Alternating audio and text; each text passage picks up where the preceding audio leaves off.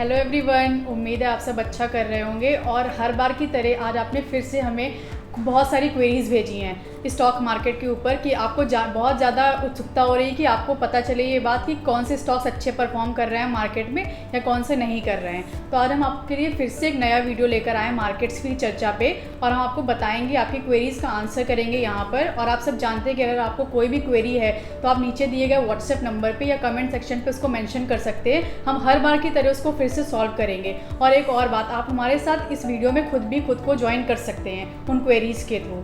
मैं हूं नैन्सी और मेरे साथ मौजूद हैं मेघा मैम और साथ में डॉक्टर रवि सिंह, जो आपकी क्वेरीज़ को आज से फिर से सॉल्व करेंगे और उनका सलूशन देंगे। तो सर, मेरा पहला क्वेश्चन सर आपसे है। सर, लास्ट वीक से मॉनेटरी पॉलिसी आई है सर आरबीआई की। तो सर, हम उसमें जानते हैं कि काफ़ी मार्केट में चेंज हुआ है और इन्वेस्टर्स का पर्सपेक्टिव भी चेंज हुआ है मार्केट को लेकर। तो सर, आपके क्या व्यूज़ हैं उस पर? देखिए, निफ्टी इस समय एक रेंज बाउंड ट्रेंड में है और आरबीआई पॉलिसी के बाद भी मार्केट में बहुत बड़ा यहाँ पर गिरावट का ट्रेंड नहीं देखने को मिला है। और उसकी बहुत बड़ी वजह ये रही है क्योंकि कहीं ना कहीं से ऑलरेडी वो डिस्काउंटेड था कि रेपो रेट में 50 बेसिस पॉइंट्स का चेंज आएगा। ओवरऑल इन्फ्लेशन का डर पूरे वर्ल्ड में है, जियोपॉलिटिकल टेंशन का इशू अभी भी चल रहा है और उसी ही वजह से यहाँ पर इन्फ्लेशन भी बढ़ रहा है। क्रूड ऑयल प्राइसेस भी यहाँ पर वोलेटाइल हैं, तो ओवरऑल मार्केट में वोलेटिलिटी इस हफ्ते भी बनी रहेगी। अब अगर स्टॉक्स की स्पेसिफिक आपने बोल ही दिया कि हम चर्चा करेंगे, लेकिन मुझे ऐसा लगता है कि निफ्टी का जो इस वीक का रेंज होगा वो होगा एक बार 16,100 से अप साइड में 16,400 के बीच में। इसके बीच में अगर यहाँ पर निफ्टी का रेंज बना रहेगा, बहुत ज़्यादा अप डाउनफॉल यहाँ पर देखने को नहीं मिलेगा, लेकिन ऊपरी स्तर से बार बार आपको एक मोमेंटम इंडिकेटर्स में आपको डाउन ट्रेंड देखने को मिल सकता है। लेकिन आप स्टॉक स्पेसिफिक क्वेरी यहाँ पर रखिए, स्टॉक स्पेसिफिक इन्वेस्टमेंट करिए और शेयर इंडिया के साथ जुड़िए, जिससे कि आपको फ़ायदा मिल सके। सर, जो पहली क्वेरी आई है सर, वो गाजियाबाद से रक्षित जी की आई है। सर, वो पूछ रहे हैं कि उन्होंने एक्सिस 650 पे बाय करा है। तो सर, वो ये आपसे जानना चाहते हैं कि वो स्टॉक को होल्ड करे या फिर सेल कर दे। देखिए, पहली बात है, मुझे लगता है कि आपने टाइम मेंशन नहीं किया कि कितने दिन आपको होल्ड करना चाहिए। ये ज़रूर क्वेश्चंस में बोला, आप भेजा करिए कि कितने दिन का आपका होल्ड का पोजीशन है।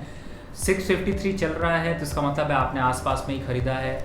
आप सबसे पहले तो इसमें 620 रुपये का एक स्टॉप लॉस डाल दीजिए। अप साइड में 680 और 690 रुपये के लेवल आपको अचीव होते हुए नज़र आ सकते हैं। थोड़ा सा अब टाइम लगेगा क्योंकि आरबीआई पॉलिसी के बाद यहाँ पर स्टॉक थोड़ी कंसोलिडेशन मोड में है और मोमेंटम इंडिकेटर्स भी एक साइडवेज ट्रेंड में देखने को मिल रहे हैं। मुझे लगता है कि आप बने रहिए, स्टॉप लॉस जरूर फॉलो करिए। जी, अभिषेक जी दिल्ली से हैं, जिनका ये सवाल है कि उन्होंने HCL का स्टॉक परचेज़ किया था 1080 के भाव पे, तो वो पूछना चाहते हैं कि उसमें क्या करना चाहिए। देखिए, इस समय 1023 के आसपास ये स्टॉक चल रहा है और 1080 पे ख़रीदा है। देखिए, कोई पैनिक सिचुएशन नहीं है। आईटी सेक्टर ऑलरेडी काफ़ी करेक्शन देख चुका है ऊपरी लेवल से और अब एक अप ट्रेंड में यहाँ पर आ सकता है। तो मुझे ऐसा लगता है कि आप अभी बने रहिए। लोअर साइड पे एक 990 रुपये का स्टॉप लॉस डाल दीजिए और अगर यहाँ पर थोड़ा एवरेज कर सकते हो तो ज़रूर एक बार बाय करिए, क्योंकि ये लेवल्स काफ़ी अच्छे हैं बाय करने के लिए। अप साइड का टारगेट अगर 6 महीने और 8 महीने के हिसाब से चलते हैं तो मुझे लगता है कि आपको 1200-1250 तक के लेवल देखने को मिल सकता है। तो फिलहाल आपको कंटिन्यू करना चाहिए। जी, धन्यवाद आपका। एक काव्या है गाजियाबाद से, जिनका ये सवाल है कि हिंडाल्को, टाटा या JSW कौन सा बेटर होगा। स्टील सेक्टर में इतनी गिरावट आई है कि जिसकी वजह से मुझे ऐसा लगता है कि इन्वेस्टर की क्वेरी है।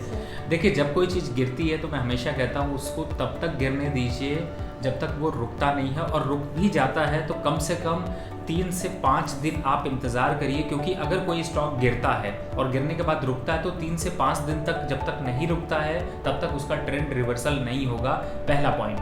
दूसरा पॉइंट ये नोट करके रखिए कि अगर 5 दिन तक वो स्टॉक उसी के आसपास कंसोलिडेट करता है तो ब्रेकआउट का इंतजार करिए। अगर अप साइड का ब्रेकआउट आता है तो वो तेजी की तरफ जाएगा, डाउन साइड का ब्रेकआउट आएगा तो वो नीचे की तरफ जाएगा। अभी आपने पूछा है यहाँ पर हिंडाल्को, टाटा स्टील और JSW स्टील। देखिए, ओवरऑल अगर आपको पैसा लगाना ही है तो मैं आपसे कहूँगा कि आप अपने 100 रुपये को इन तीनों में डिवाइड कर लीजिए। हिंडाल्को मेरी फर्स्ट चॉइस है तो उसको अगर आप 100 रुपये का निवेश कर रहे हैं तो आप 34 रुपीज़ उसमें निवेश कर सकते हैं। बाकी दो में 30 3% का निवेश कर सकते हैं। तो आप इस तरीके की स्ट्रैटेजी बनाइए, एक सिंगल स्टॉक्स में पैसा मत डालिए, जिससे कि आपका जो पूरा का पूरा पैसा है वो डाइवर्सिफाई भी होगा, और अगर इनमें कोई भी स्टॉक चलता है तो आपको मुनाफा मिल सकता है। ठीक है सर, नेक्स्ट क्वेश्चन जो है सर, हम सब जानते हैं कि हम स्टॉक्स में इन्वेस्ट करते हैं सर ताकि हमें लॉन्ग टर्म प्रॉफिट मिल सके, तो सर उसी के रिगार्डिंग हिमांशु का क्वेश्चन है पठानकोट से। वो आपकी सजेशन जानना चाहते हैं कि वो किन 3 स्टॉक्स पे शेयर करें कि उनको लॉन्ग टर्म प्रॉफिट अर्न हो। नैन्सी, हमने बहुत से स्टॉक की रिपोर्ट रिलीज़ करी है अपनी शेयर इंडिया की वेबसाइट पे, फंडामेंटल, तो आप उसको फॉलो कर सकते हैं। लेकिन फिर भी आपने स्टॉक से स्पेसिफिक पूछा है तो मैं 2-4 स्टॉक्स के यहाँ पर नाम लेना चाहूँगा। पहला स्टॉक है IEX, एनर्जी एक्सचेंज का ये स्टॉक है। सबसे बड़ी बात है, मैंने इसको सिर्फ एक बेसिस पे सेलेक्ट किया है कि ये डेट फ्री कंपनी है। हालांकि डेट फ्री कंपनियों में जाते हैं तो 3 आपको एक्सचेंजेस मिल जाते हैं, IEX है, MCX है और BSE है। तो अगर आप निवेश करना चाहते हो तो इन तीनों में से किसी भी स्टॉक में आप निवेश कर सकते हैं। दूसरी तरफ मेरा पहला चॉइस जो है वो है पावर और एनर्जी सेक्टर से। तो अगर मैं एनर्जी की तरफ जाता हूँ, पावर की तरफ जाता हूँ, तो NTPC, ONGC, IGL, ये 3 और स्टॉक है जिनको कि मैं अपनी बास्केट में शामिल करना चाहूँगा। तो मुझे लगता है कि सफिशिएंट है, आप इन स्टॉक्स को परचेज करिए, अच्छे रिटर्न्स मिलेंगे। Okay Rakshit, all the best. I hope कि आपको लॉन्ग टर्म प्रॉफिट अर्न हो। सर नेक्स्ट क्वेश्चन सर कोल इंडिया के रिगार्डिंग है। सर कृतिका पूछ रही हैं पटना से कि उन्होंने कोल इंडिया 185 पे परचेज करा है, तो सर उसको वो होल्ड करें या सेल कर दें? चलो कृतिका को कॉन्ग्रेचुलेशन, क्योंकि आपका 200 रुपये के पास कोल इंडिया चल रहा है, थोड़ा मुनाफा आ रहा है। तो मेरा आपको ऐसा है सजेशन कि अगर आप 50% पोजीशन यहाँ पर बुक कर लीजिए तो ज़्यादा अच्छा है, और अगर फिर भी नहीं बुक करती हैं तो 195 का स्टॉप लॉस डाल लीजिए, और अप साइड में टारगेट, पहला टारगेट है 205 और 210 रुपये का, वहाँ पर आता है तो एक बार वो पोजीशन बुक कर लीजिए। सही टाइम पे सही समय पे मुनाफा वसूल करना भी बहुत ज़्यादा ज़रूरी है, जिससे कि आपका जो प्रॉफिट है वो आपके पास रहे। अगला सवाल सौरभ जी का है सोनीपत से। उन्होंने IRCTC का स्टॉक परचेज किया था 800 रुपये के भाव पे, तो क्या करना चाहिए? एक तो IRCTC और LIC का भी कोई क्वेश्चन है? अच्छा, LIC पे भी है। IRCTC देखिए इस समय ओवरऑल सिचुएशन जो है IRCTC का भी पुअर है। जरूर यहाँ पर फंडामेंटल डेवलपमेंट थोड़े से देखने को मिल रहे हैं, लेकिन इतना बड़ा करेक्शन हो चुका है कि आपको प्रॉफिट में आने में टाइम लगेगा। तो अगर आप लॉन्ग टर्म इन्वेस्टर हैं तो आप यहाँ पर भी एक स्टॉप लॉस जरूर फॉलो करिए 600 रुपये का, क्योंकि उसके नीचे जाता है तो ये और नीचे गिर सकता है, और अप साइड में 750 रुपये से ऊपर ये स्टॉक अभी फिलहाल तो नहीं दिखाई देता। तो अगर ये लेवल्स आते हैं तो आप अपनी ट्रेडिंग स्ट्रैटेजी बना सकते हैं, पर बेटर होगा कि इस तरीके के स्टॉक्स को पकड़ के मत बैठिए जो इतना बड़ा करेक्शन दिखा चुके हैं। अपना पोर्टफोलियो, अपना स्टॉक शिफ्ट करिए, जो दूसरे स्टॉक्स चल सकते हैं उनकी तरफ जाइए, जिससे कि आपका जो लॉस है वो रिकवर हो सके। LIC पे भी आपने बोला था, राइट? देखिए LIC में क्या निवेश है सर? 900 पे परचेज करा हुआ है। किन्होंने?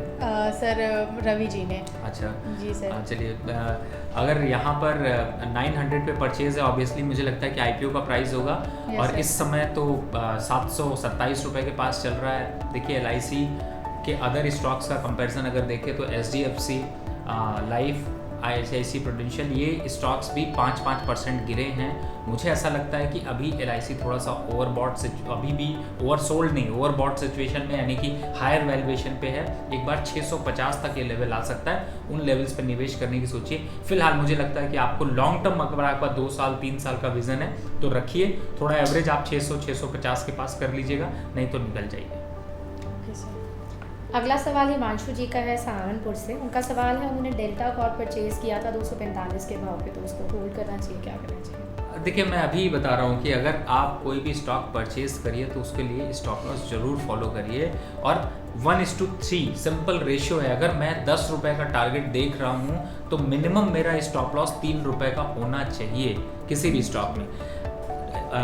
250 पे खरीदा है, 190 चल रहा है, 60 रुपये ऑलरेडी डाउन है, लेकिन फिर भी मैं कहता हूँ आप 180 का एक स्टॉप लॉस डाल लीजिए। इसके नीचे जाता है तो इस स्टॉक से निकल जाइए। अप साइड में 260 आना थोड़ा मुश्किल है, अब 230 के आसपास आता है तो वापस हमारी शो को फॉलो करिए, कोई दूसरा सजेशन लीजिए, दूसरा स्टॉक लीजिए, जिससे कि आपको फ़ायदा हो सके। जी, चंडीगढ़ से निशा जी का सवाल है कि उन्होंने पेटीएम बाय किया था 1700 के भाव पे। मुझे ऐसा लगता है कि अब 3 स्टॉक्स कॉमन हो गए हैं, एक LIC और IRCTC और पेटीएम। देखिए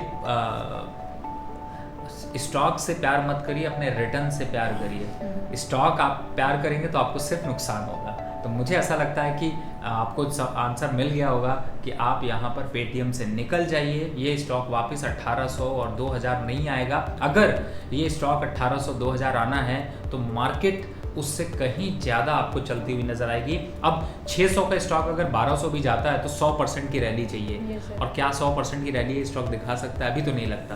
तो मुझे ऐसा लगता है कि इस तरीके के स्टॉक से निकल जाइए। अभी निवेश के लिए जो मैंने आपको स्टॉक्स बताए हैं, IEX बताया, MCX बताया, BSC बताया, ONGC, NTPC, IGL, इनमें निवेश करिए जिससे कि आपका पैसा डबल हो सके।